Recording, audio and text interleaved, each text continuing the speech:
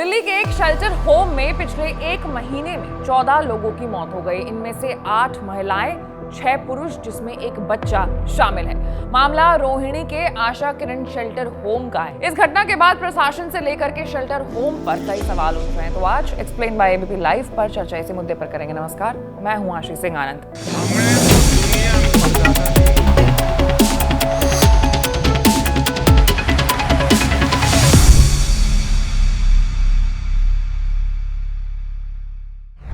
देश की राजधानी दिल्ली में मानसिक रूप से कमजोर लोगों के लिए दिल्ली सरकार की तरफ से शेल्टर होम चलाया जाता है। ये कोई ऐसा वैसा शेल्टर होम नहीं है, बल्कि एक टॉर्चर करने वाला शेल्टर होम है, जहां एक महीने में 14 बच्चों की मौत हुई है।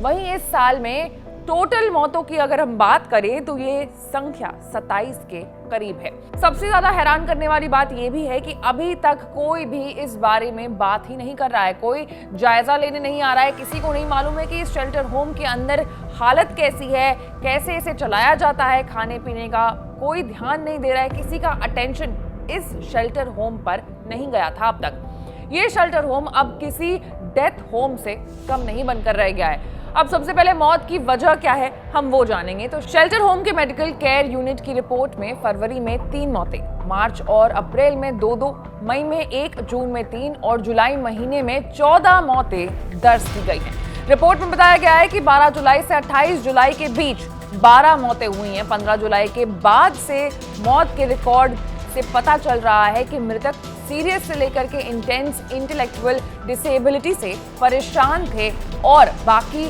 सरकारी अस्पतालों में भर्ती थे, उनका इलाज भी चल रहा था। 20 जुलाई को 2 महिला सहित 3 लोगों की मौत हुई, लेकिन मौत की वजह सिर्फ यही नहीं है। वहां रहने वाले लोगों को गर्मियों के दौरान सही और साफ पानी नहीं मिल रहा था और ऐसी भी संभावनाएं हैं कि वो पानी खराब हो सकता है, जिस वजह से वहां पर जो लोग हैं उनकी वो मौत हुई है। और अशोक कुमार, जो कि आश्रय गृह के मुख्य चिकित्सक अधिकारी हैं, उनके अनुसार वहां रह रहे लोगों को दस्त हो रहे थे। यहाँ रहने वाले लोगों को अंडे और दूध दिया जाना चाहिए था, जो कि उन्हें नहीं मिल रहा था। इसके अलावा 60 से 70% लोग वहां पर कुपोषण के शिकार थे और उसके लिए दवाइयां ले रहे थे, लेकिन कुपोषण का इलाज दवाइयों से नहीं किया जा सकता है और लापरवाही के कारण, लैक ऑफ रिसोर्सेज के कारण ये सारी मौतें हुई हैं। वहीं राष्ट्रीय महिला आयोग की अध्यक्ष रेखा शर्मा ने आरोप लगाया है कि दिल्ली सरकार के शेल्टर होम मासूमों की मौत का जाल बन गया है।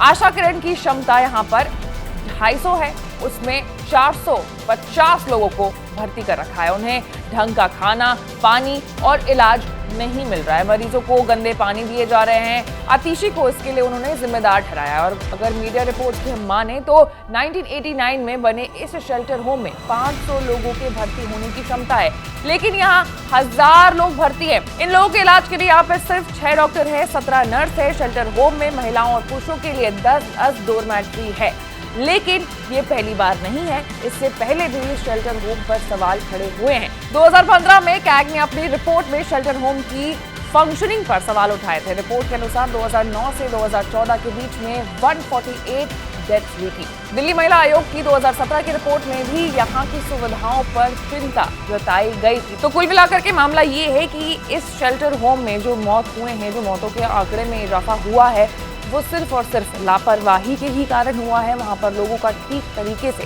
ख्याल और इलाज नहीं किया जा रहा था। ऐसे तमाम बड़े खबरों से अपडेटेड रहने के लिए आपको एबीपी लाइव को लाइक, सब्सक्राइब और शेयर करना होगा। मैं थी आपके साथ आशीष सिंह आनंद।